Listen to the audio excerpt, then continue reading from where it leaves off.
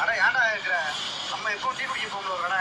சரி 5 மணி டீ குடிச்சிட்டு இருந்தேன். அங்கே காம்பவுண்ட் வாழ ஒரு 5 பொண்ணு இருப்பாரு இல்ல, அவருக்கு நீ பார்த்து ஒரு மாதிரி பேசுறாரு.